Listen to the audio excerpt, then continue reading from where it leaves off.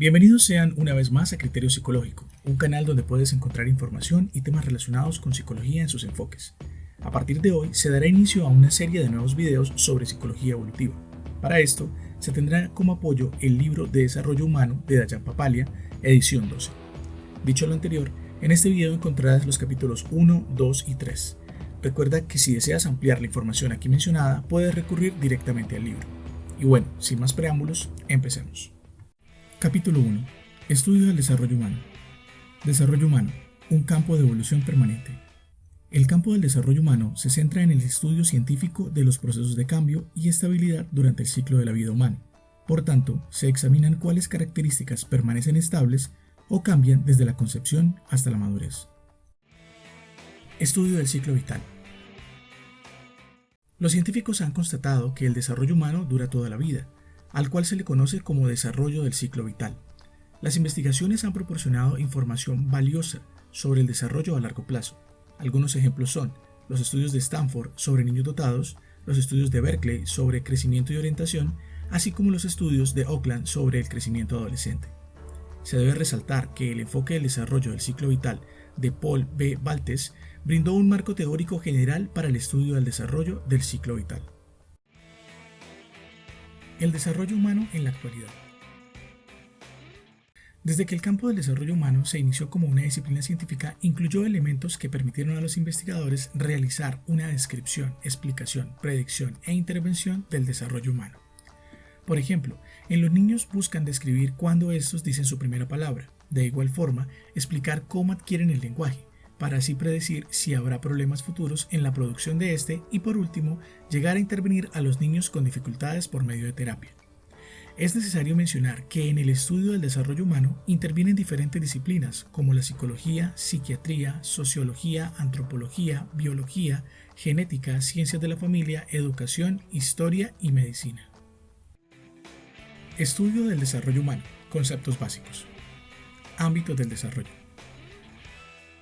Los tres ámbitos principales de estudio son físico, cognoscitivo y psicosocial. De esta forma, el desarrollo físico comprende el crecimiento del cuerpo, cerebro, capacidad sensorial, motora y la salud. Por su parte, el desarrollo cognoscitivo comprende el aprendizaje, memoria, lenguaje, pensamiento, razonamiento y creatividad. Asimismo, el desarrollo psicosocial comprende las emociones, personalidad y relaciones sociales.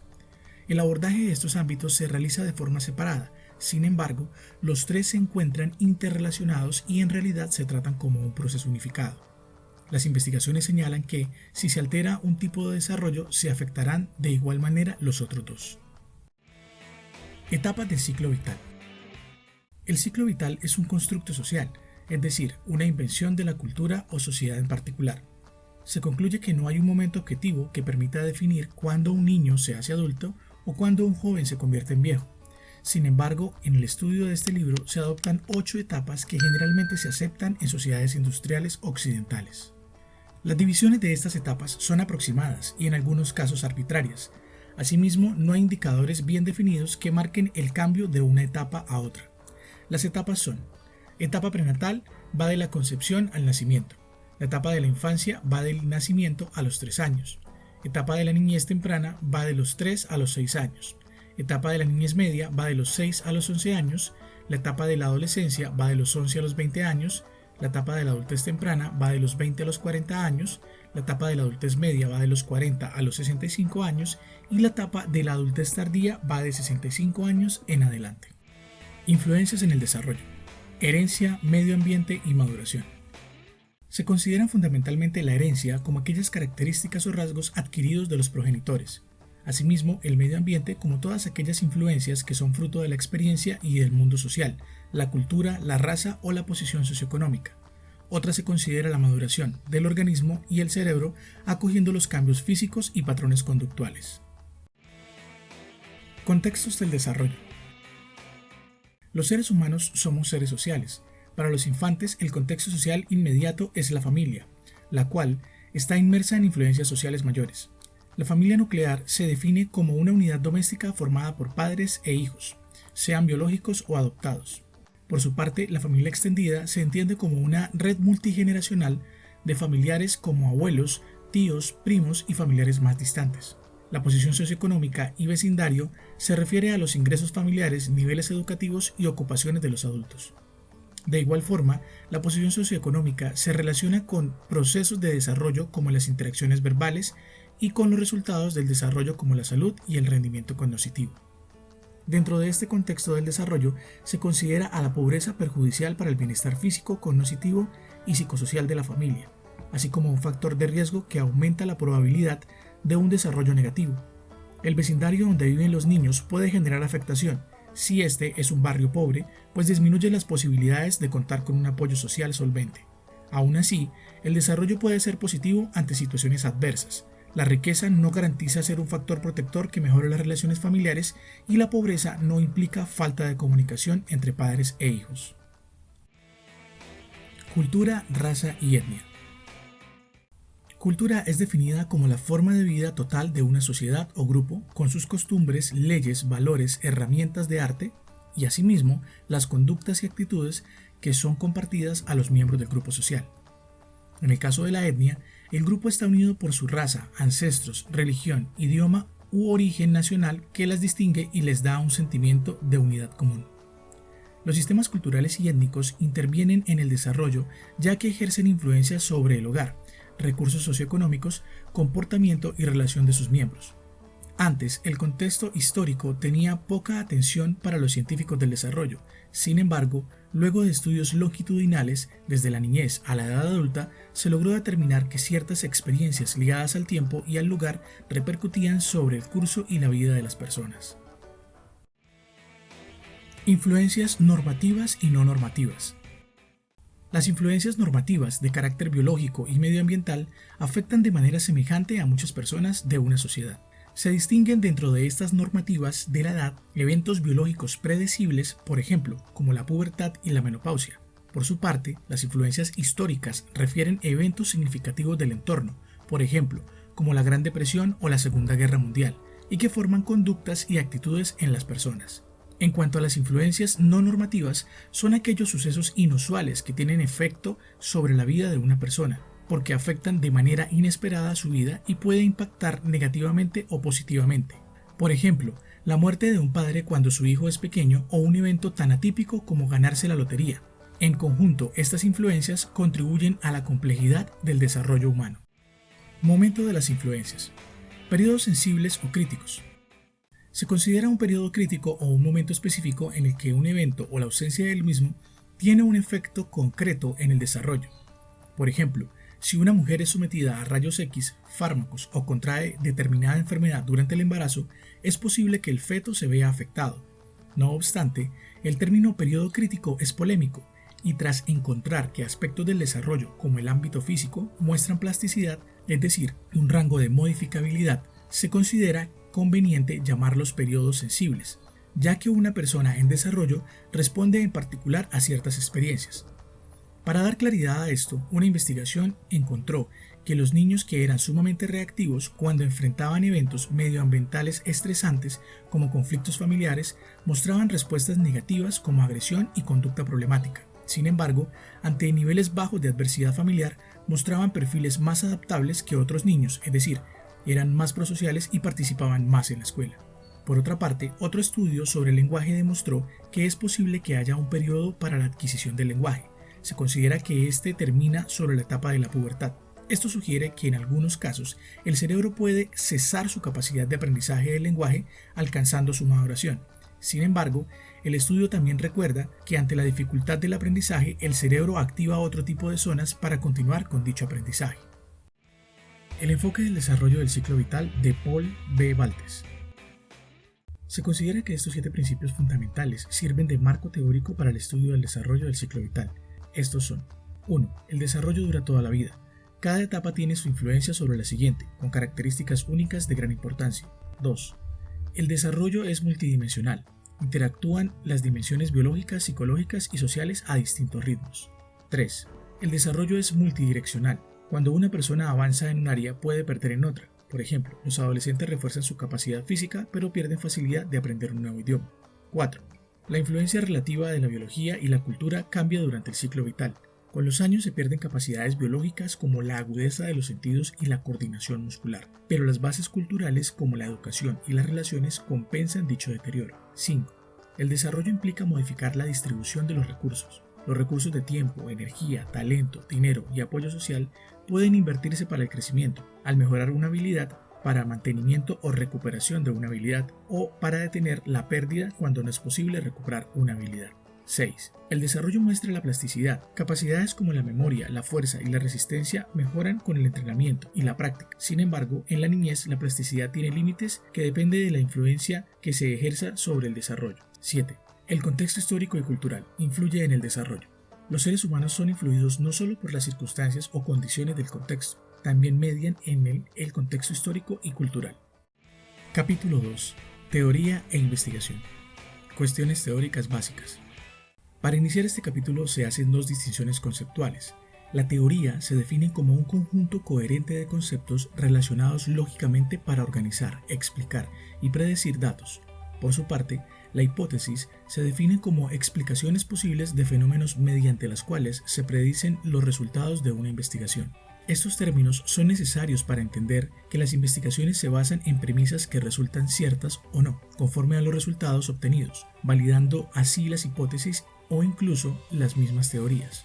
La ciencia del desarrollo no puede ser completamente objetiva, puesto que los investigadores explican el desarrollo desde sus premisas que inevitablemente tienen influencia de sus valores y experiencias. Cuestión 1. ¿El desarrollo es activo o reactivo? La controversia tiene su inicio en el siglo XVIII entre John Locke y Jean-Jacques Rousseau, donde se plantean dos modelos conocidos como el mecanicista mencionado por Locke y el organicista planteado por Rousseau. En el modelo mecanicista se considera el desarrollo como una serie de respuestas predecibles a los estímulos. Esto se ejemplifica con el funcionamiento de una máquina, donde ésta no opera por sí sola sino de manera reactiva por fuerzas o estímulos físicos. Por su parte, el modelo organicista considera que el desarrollo humano es iniciado internamente por un organismo activo y que ocurre en una secuencia de etapas diferenciables. Por ejemplo, el significado de parentesco va mucho más allá de las interacciones cotidianas de una familia. Cuestión 2. ¿El desarrollo es continuo o discontinuo? Nuevamente se retoma desde los modelos mecanicista y organicista, dos conceptos importantes para el entendimiento del desarrollo humano. Los teóricos mecanicistas trabajan el cambio cuantitativo, como lo son estatura, peso, cantidad de vocabulario o frecuencia de la comunicación, considerados continuos. Por su parte, los teóricos organicistas destacan el cambio cualitativo, como el cambio de clase, la estructura u organización, considerados discontinuos. Perspectivas teóricas. Perspectiva 1. Psicoanalítica. Sigmund Freud plantea desde el psicoanálisis que el desarrollo humano es modelado por fuerzas inconscientes que motivan la conducta humana. Según esto, Freud propone 5 etapas psicosexuales del desarrollo, las cuales mencionaremos brevemente. La primera etapa es oral. Va del nacimiento a los 12 o los 18 meses. La principal fuente de placer del bebé son las actividades centradas en la boca, succionar y comer. La segunda etapa es llamada anal. Va de los 12 meses o 18 a los 3 años. El niño obtiene gratificación sensorial en la región anal del acto de retener y descargar las heces. La tercera etapa es la fálica. Va de los 3 a los 6 años. El niño se apega al padre del otro sexo y luego se identifica con el progenitor del mismo sexo. La zona de gratificación pasa a la región genital. La cuarta etapa es la latencia. Va de los 6 años a la pubertad.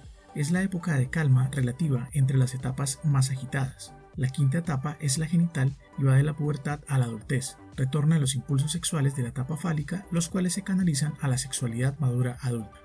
En esta perspectiva se encuentra también el conocido desarrollo psicosocial de Erik Erikson, el cual establece 8 etapas del ciclo vital.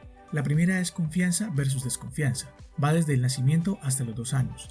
El bebé adquiere un sentido sobre si el mundo es un lugar bueno y seguro. Virtud, la esperanza. La segunda etapa es autonomía versus vergüenza y duda. Va de los 12 a los 18 meses a los 3 años. El niño alcanza un equilibrio de independencia y autoeficacia sobre la vergüenza y la duda. Virtud, la bondad. La tercera es la iniciativa versus la culpa. Va de los 3 años a los 6 años. El niño gana iniciativa al ensayar nuevas actividades y no lo abruma la culpa. Virtud, deliberación. La cuarta etapa es la laboriosidad versus inferioridad. Va de los 6 años a la pubertad. El niño tiene que aprender las habilidades culturales o enfrentará sentimientos de incompetencia. Virtud, habilidad. La quinta etapa es identidad versus confusión de identidad. Va de la pubertad a la adultez temprana. Los adolescentes tienen que definir su sentido del yo, quién soy, o experimentar confusión sobre sus papeles. Virtud, fidelidad. La sexta etapa es intimidad versus aislamiento, adultez temprana. La persona trata de comprometerse con los demás. Si no lo consigue, puede sufrir aislamiento o ensimismamiento. Virtud, amor. La séptima etapa, creatividad versus encantamiento, adultez media. El adulto maduro se preocupa por establecer y guiar a la nueva generación, o experimenta un empobrecimiento personal. Virtud, interés por los demás. La octava y última etapa, integridad versus desesperación, adultez tardía. El adulto mayor acepta su propia vida y admite la muerte, o bien se desespera por la imposibilidad de volver a vivir la vida. Virtud, sabiduría. Perspectiva 2. Aprendizaje. Se indica que el desarrollo es el resultado del aprendizaje. Sostiene que los cambios en la conducta humana se basan en la experiencia o la adaptación al medio ambiente. En esta perspectiva se mencionan dos importantes teorías del aprendizaje, el conductismo y el aprendizaje social. El conductismo es una teoría mecanicista que describe la conducta observada como una respuesta predecible por la experiencia. Surge la definición de aprendizaje asociativo, el cual indica que se forma un vínculo mental entre dos sucesos. Dos clases de aprendizaje asociativo son el condicionamiento clásico de Ivan Pavlov, el cual formula que el aprendizaje está basado en la asociación de un estímulo que por lo general no provoca una respuesta particular con otro estímulo que sí la provoca. Por su parte, el condicionamiento operante de B.F. Skinner fue quien formuló que el aprendizaje está basado en la asociación de una conducta y sus consecuencias. A esto se unen términos como reforzamiento, siendo este un proceso que fortalece y estimula la repetición de una conducta deseada, y el castigo, siendo este otro el proceso que debilita y desalienta la repetición de una conducta. Perspectiva 3. Cognoscitiva. Se centra en los procesos de pensamiento y en la conducta que resulta de estos procesos. Esta perspectiva abarca la teoría de etapas cognitivas de Piaget y la teoría sociocultural del desarrollo cognitivo de Vygotsky. Dicho esto, Piaget propone 5 etapas. La primera, sensoriomotriz, va del nacimiento a los 2 años. Gradualmente, el infante adquiere la capacidad de organizar actividades en relación con el ambiente a través de la actividad sensorial y motora. La segunda, preoperacional, va de los 2 a los 7 años. El niño desarrolla un sistema representacional y emplea símbolos para representar a las personas, lugares y eventos. El lenguaje y el juego imaginativo son manifestaciones importantes de esta etapa. La tercera, operaciones concretas, va de los 7 a los 11 años.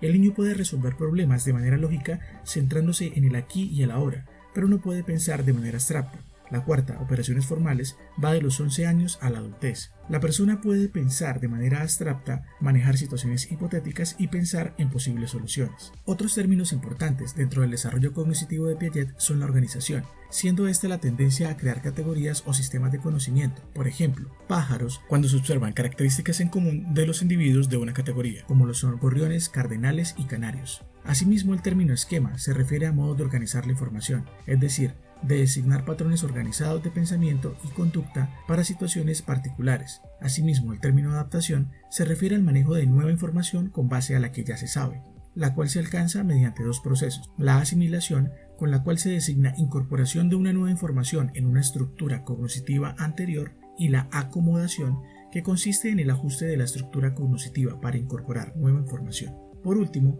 se menciona el término equilibración, el cual refiere la tendencia a buscar un balance entre los dos elementos cognitivos y se alcanza a través de la acomodación y la asimilación. Por ejemplo, cuando un bebé trata de succionar de un vaso entrenador como si fuera el pecho de su madre. Teoría sociocultural de Lev Vygotsky. Esta teoría indica cómo los factores contextuales tienen afectación sobre los niños, es decir, el crecimiento cognitivo es un proceso colaborativo, pues los niños aprenden de la interacción social. Vygotsky despliega conceptos como la zona de desarrollo próximo, refiriéndose a la diferencia entre lo que el niño puede hacer por sí mismo o con ayuda de otros. Asimismo, el concepto de andamiaje, descrito como el apoyo temporal que padres, cuidadores o maestros ofrecen al niño para que pueda cumplir con sus tareas por sí solo.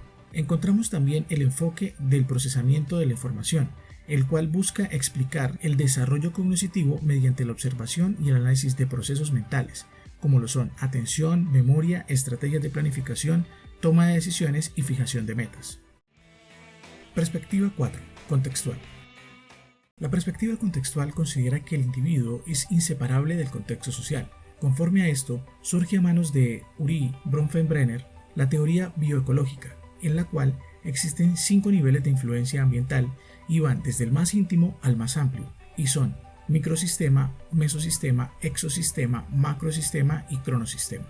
Según Bronfenbrenner, una persona no es solo el resultado del desarrollo, sino que también forma parte de ello. Perspectiva 5. Evolutiva sociobiológica. En esta perspectiva se tiene una visión del desarrollo humano que se centra en las bases evolutivas y biológicas del comportamiento. Se encuentran dentro de esta perspectiva la etiología, la cual refiere el estudio de las conductas de adaptación de especies animales evolucionadas para favorecer su supervivencia. De igual forma, la psicología evolutiva aplica los principios darwinianos del comportamiento, es decir, que así como algunas partes de nuestro cuerpo físico están especializadas para ciertas funciones, partes de nuestra mente se especializan en diversos procesos, siendo este conjunto producto de la selección natural. Cambio de equilibrio. En este apartado se hace referencia al cambio de las perspectivas teóricas, pues, como sabemos, los modelos mecanicista y organicista fueron pioneros y a su vez los más influyentes enfoques sobre las teorías del desarrollo humano. Sin embargo, en la actualidad dichos estudios se han centrado en las bases biológicas y evolutivas de la conducta. Por ejemplo, antes se debatía si el desarrollo era reactivo o activo. Ahora se observa que las influencias son bidireccionales, ya que las personas cambian al mundo que las cambia. Esto se sustenta en la medida en que los investigadores aprovechan las perspectivas teóricas, pero cabe resaltar que las teorías del desarrollo humano surgen y se convalidan en las mismas investigaciones. Métodos de investigación. Dentro de la investigación del desarrollo humano se trabajan 2 enfoques tradicionales, el cuantitativo y el cualitativo. En la investigación cuantitativa, el investigador se encarga de datos que se pueden medir desde la perspectiva del análisis estadístico.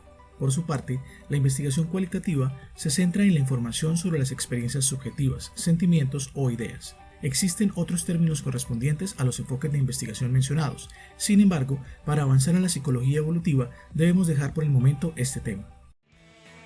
Ética de la investigación. Los primeros estudios e investigaciones tuvieron varias objeciones en relación a los posibles beneficios o daños psicológicos a los participantes, por lo cual fue necesario la elaboración de normas éticas rigurosas. La Asociación Americana de Psicología, APA, se ocupó del consentimiento informado. Este documento informa a los participantes del sentido de investigación y busca evitar engaños, así como proteger a los participantes de perjuicios y tratos indignos, garantías de confidencialidad y el derecho a negarse a participar, como el de retirarse en cualquier momento. Adicionalmente, los investigadores deben manejar 3 principios. Estos son: primero, beneficio, donde se maximizan los beneficios y se mitigan los daños potenciales. Segundo, respeto por la autonomía de los participantes y protección de los que no ejercen sobre su propio juicio. Y tercero, justicia, inclusión de grupos diversos. En las investigaciones con niños es necesario que los principios no causen daños psicológicos o físicos. Se debe tener la aprobación del niño junto con la del padre o tutor por medio del consentimiento informado. Capítulo 3. Formación de una nueva vida. Concepción de una nueva vida. ¿Cómo ocurre la fertilización? En este apartado se da un ejemplo de una mujer que desea tener un bebé, quien sigue con alta precisión los días en el calendario para su fertilización. Sin embargo, el que ella siga este método no quiere decir que todos los días establecidos como ventana fértil sean los más probables para la concepción. Lo anterior demuestra que dicho acto es algo impredecible y que puede ocurrir en cualquier otro día del mes. La fertilización o concepción es el proceso donde se combina el espermatozoide con el óvulo. Luego de esta unión se da paso a la formación del cigoto, el cual se describe como un organismo unicelular, el cual se divide una y otra vez hasta producir las células necesarias para formar un bebé. No obstante, la concepción puede verse afectada por múltiples factores, los cuales se verán más adelante. Causas de los partos múltiples. Los nacimientos múltiples pueden darse de 2 maneras. La primera y más común es la liberación de 2 óvulos al mismo tiempo, los cuales son fertilizados por espermatozoides diferentes. A este caso se le llama gemelos dicóticos o gemelos fraternos. La segunda forma ocurre cuando un único óvulo es fertilizado y se divide en 2, a lo cual se le conoce como gemelos monocigóticos o gemelos idénticos. Mecanismos hereditarios. Recordemos que la ciencia de la genética es el estudio de la herencia, de aquellos factores que se heredan de los padres biológicos. Cuando se produce el proceso de gestación, al bebé se le dota de una composición genética que influye sobre las diferentes características que van desde el color de los ojos, el cabello, la salud en general, el intelecto y la personalidad. El código genético. La base de la herencia es un compuesto químico llamado ácido desoxirribonucleico, ADN. El ADN es el material genético de todas las células vivas. Consta de 4 unidades químicas llamadas bases y son T-tiamina, A-adenina, G-guanina y C-citosina. Otros conceptos dentro del código genético son cromosomas, hebras de ADN conformadas por genes. Los genes, conocidos como pequeños segmentos de ADN situados en posiciones fijas de cromosomas particulares, son las unidades funcionales de la herencia. Genoma humano, secuencia completa de los genes del cuerpo humano. ¿Qué determina el sexo? Como todos los bebés reciben de su madre un cromosoma X, lo que determina el sexo es si reciben un cromosoma X o un cromosoma Y de su padre. Patrones de transmisión genética. Gregor Mendel en la década de 1860 realizó experimentos con plantas que producían frutos de colores diferentes.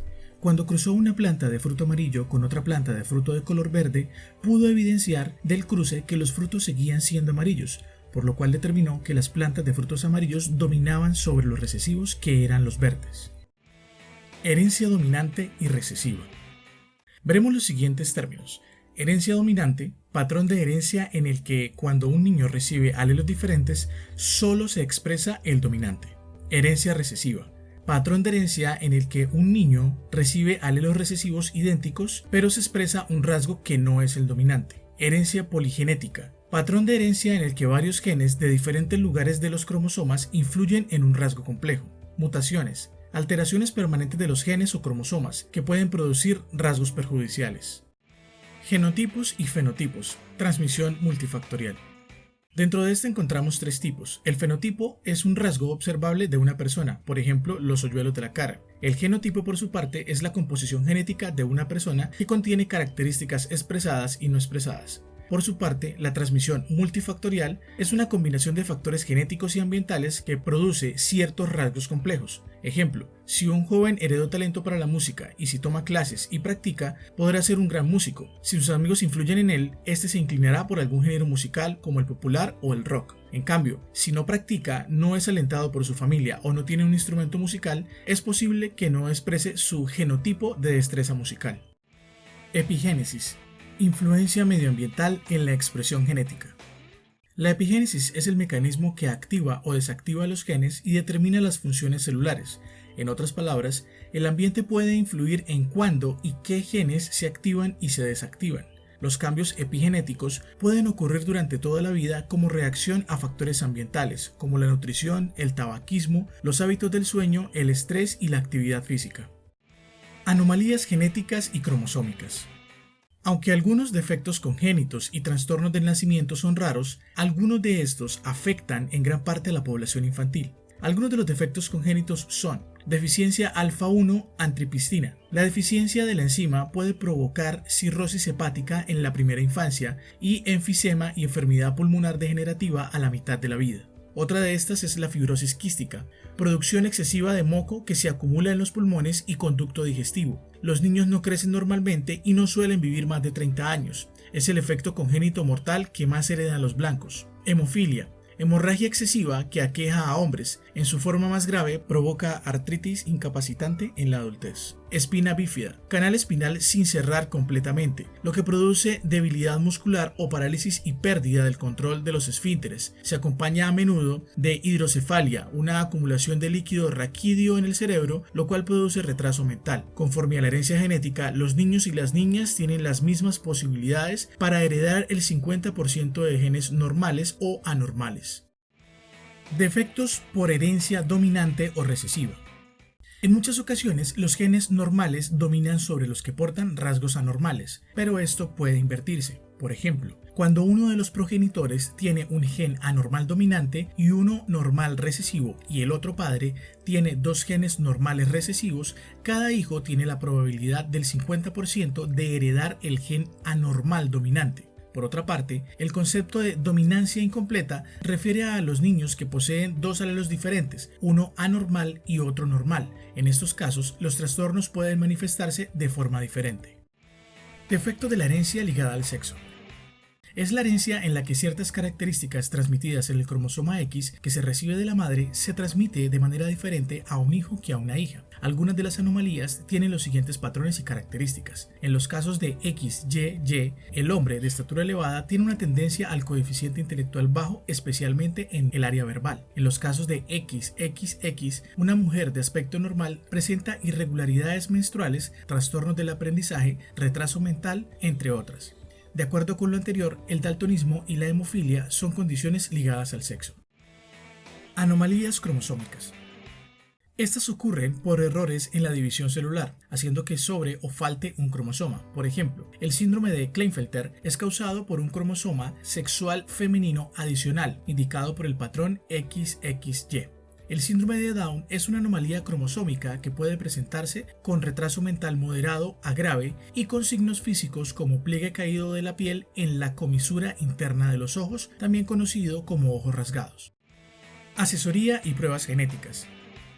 Es el servicio clínico con el que se asesora a parejas de padres sobre posibles riesgos de tener hijos con problemas hereditarios. La realización de pruebas para detectar defectos genéticos ha tomado fuerza por parte de los investigadores y contribuye a detectar a tiempo enfermedades y trastornos graves.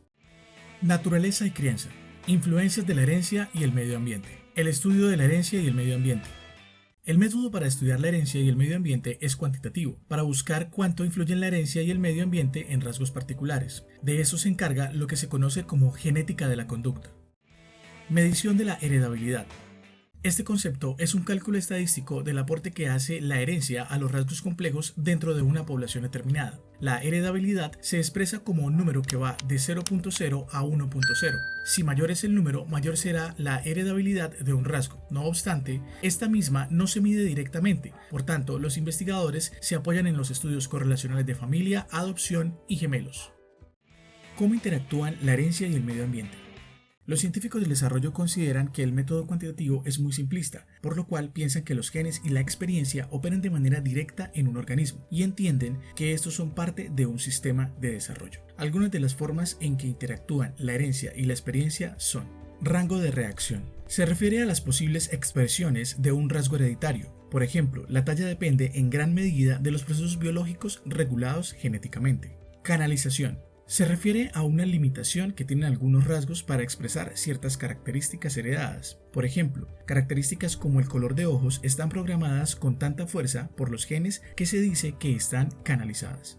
Interacciones de genotipo y medio ambiente. Se refiere a la variación fenotípica, la cual es resultado de los efectos de condiciones ambientales similares en individuos genéticamente diferentes. Por ejemplo, muchas personas están expuestas al polen y al polvo, pero las que padecen una predisposición genética tienen más probabilidades de sufrir reacciones alérgicas. Correlación de fenotipo y medio ambiente. Esta es una tendencia de influencias genéticas y ambientales que se refuerzan unas a otras, las cuales son conocidas como correlaciones pasivas. En este caso, los padres aportan los genes y adicional a esto generan un entorno que alienta el desarrollo del rasgo. Por ejemplo, un padre que es músico genera un ambiente propicio para que su hijo se interese por la música y además de esto, el niño hereda la habilidad musical. Las siguientes son las correlaciones reactivas o evocativas. Los niños poseen una composición genética diversa que desencadena la reacción de los padres. Por ejemplo, el niño tiene la habilidad musical, pero los padres no. En esta situación, los padres deberían generar el ambiente propicio para así elevar el desarrollo de este rasgo. Por su parte, las correlaciones activas se dan cuando los niños van creciendo y de manera autónoma eligen sus ambientes o experiencias de acuerdo a sus tendencias genéticas. Por ejemplo, un niño tímido preferirá realizar actividades solitarias. En cambio, un joven con gustos por la música es probable que busque amigos con habilidades similares. De esta manera se deriva el concepto de selección de nicho, el cual se refiere a la tendencia de una persona a buscar un ambiente compatible con su genotipo. ¿Por qué los hermanos son tan diferentes? Ante esta pregunta, los efectos ambientales no compartidos explican por qué los hermanos parecidos pueden poseer grandes diferencias. Dichos efectos refieren a un ambiente único para cada niño. Así estos compartan los mismos padres, hermanos, vivienda, actividades e incluso enfermedades, puede que afecte a uno y a otro no. Características en las que influye la herencia y el ambiente. Se mencionan tres características donde influyen la herencia y el ambiente, las cuales son rasgos físicos y fisiológicos, haciendo referencia a rasgos que desarrollan enfermedades desde cardíacas, de hipertensión, epilepsia e incluso obesidad. Otra característica es la inteligencia, la cual se manifiesta por los efectos aditivos de una gran cantidad de genes que operan juntos. Además cuenta la experiencia, ya que un ambiente enriquecido o empobrecido aumenta o disminuye el desarrollo de una capacidad innata. Una última característica es la personalidad y psicopatología, donde hay genes relacionados directamente con aspectos concretos de la personalidad. Aquí se halla el término temperamento, el cual es la forma característica de una persona para abordar y reaccionar a las situaciones que experimenta. En el aspecto psicopatológico aparece la esquizofrenia como un trastorno neurológico con alrededor del 85% de la heredabilidad. Desarrollo prenatal. Hace referencia a la gestación, siendo el periodo entre la concepción y el nacimiento. Este periodo fluctúa entre un rango de 37 a 41 semanas. Otro concepto es la edad gestacional, la cual se toma desde el primer día hasta el último del ciclo menstrual de la madre. Algunos de los síntomas que experimenta la embarazada son mamas o pezones hinchados, cansancio, dormir más, hemorragias o cólicos, antojos, náuseas o vómito, micción fuerte o desvanecimiento e incluso mareo, entre otras. Etapa del desarrollo prenatal. Se presentan tres: germinal, embrionario y fetal, las cuales serán descritas a continuación. Etapa germinal. Desde la fertilización a 2 semanas. Estas son las 2 primeras semanas del desarrollo prenatal y se caracteriza por una rápida división celular, formación de blastoides e implantación en la pared del útero. Etapa embrionaria. De 2 a 8 semanas. Es la segunda etapa de la gestación. Se da la formación del aparato respiratorio, aparato digestivo y nervioso principalmente. No obstante, es un periodo crítico, pues el embrión está más expuesto a influencias destructivas del ambiente prenatal. En caso de ocurrir una afectación embrionaria, se producirá lo que se conoce como aborto espontáneo. Etapa fetal, 8 semanas hasta el nacimiento. Esta es la etapa final de la gestación y se caracteriza por la diferenciación de las partes del organismo. Asimismo, en este periodo el feto crece hasta 20 veces, los aparatos internos y órganos aumentan su nivel de complejidad. Hasta el nacimiento continúa el crecimiento de uñas y de párpados. Un dato curioso en esta etapa es que el feto responde a la voz y los latidos de la madre. Asimismo, cuando éste siente hambre, se gira y se acerca al pecho de la madre sin importar la posición en la que se encuentre. Influencias ambientales, factores maternos. El cuerpo de la madre es considerado el ambiente prenatal. Lo que le afecte a ella afectará al neonato. Por tanto, un virus, drogas o radiación son agentes ambientales llamados teratógenos. Aún así, se debe recordar que todos los fetos son afectados por los mismos teratógenos. Algunos pueden ser más susceptibles a recibir alteraciones y otros no. Nutrición y peso de la madre.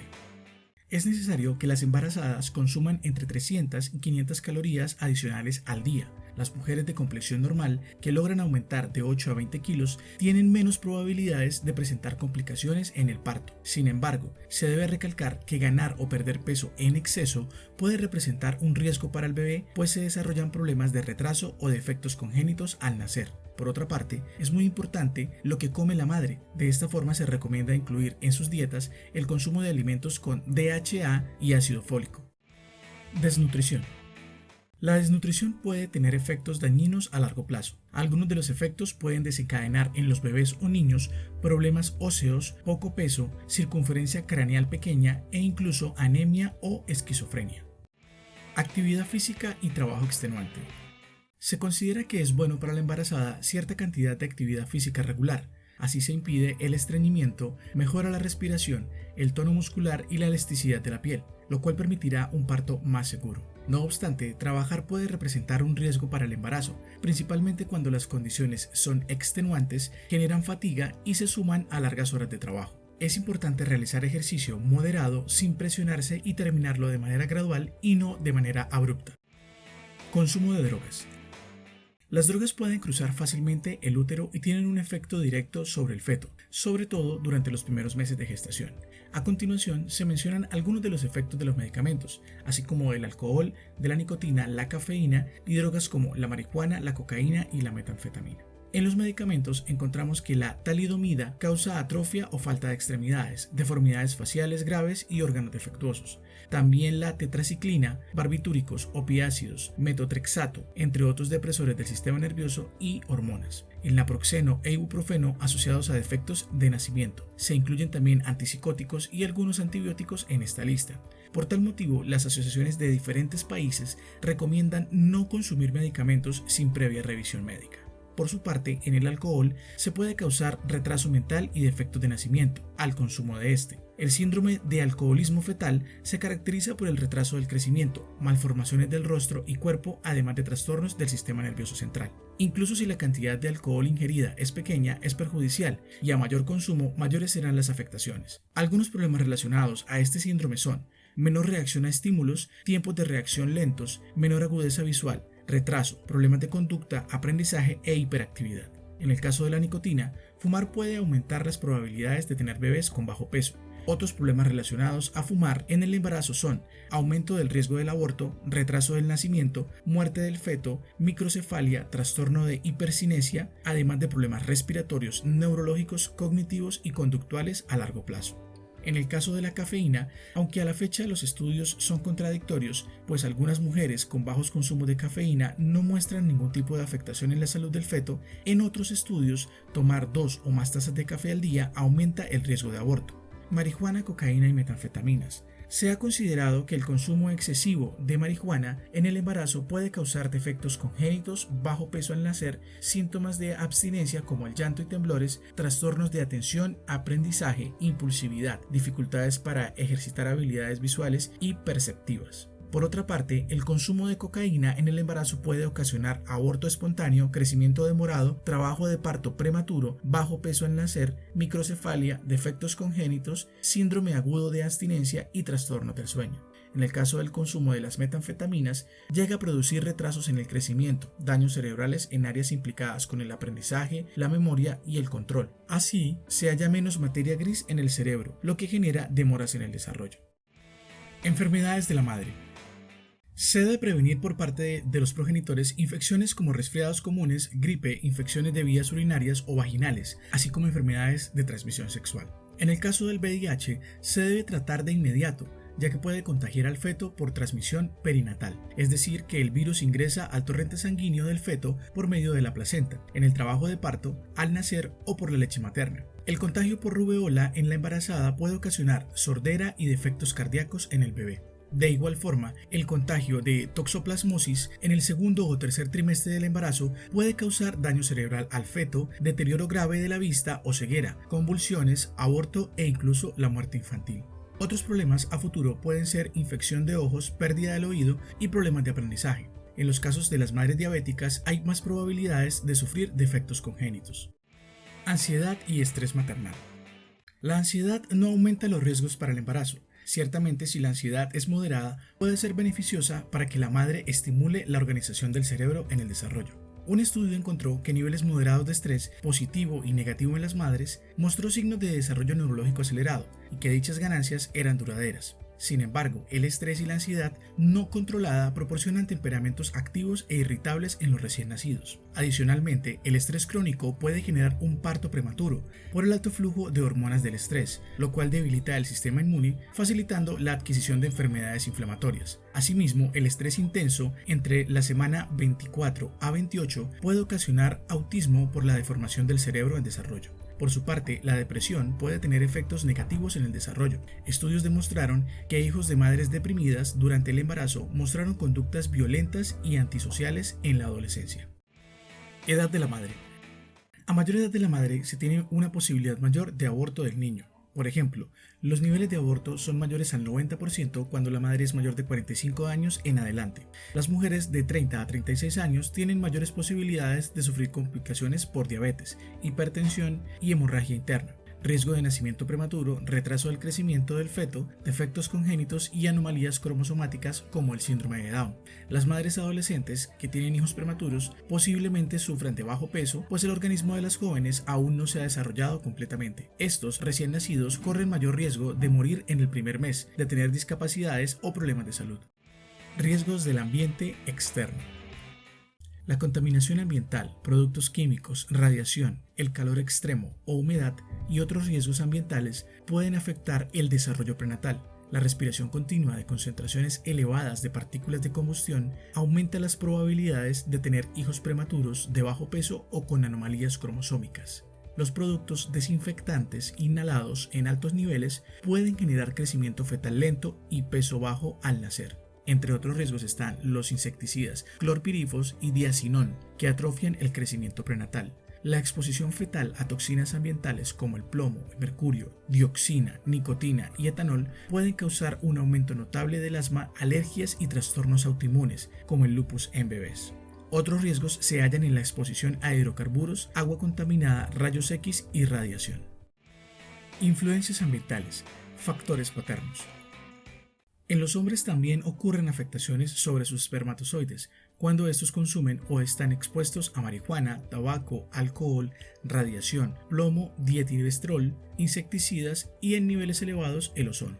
Los factores ambientales contaminantes mencionados pueden ocasionar una mayor probabilidad de transmisión de anomalías genéticas. Asimismo, la edad avanzada de los padres puede aumentar el riesgo de que los hijos nazcan con condiciones raras, entre estas el enanismo, así como la esquizofrenia, el trastorno bipolar, el autismo y otros trastornos relacionados.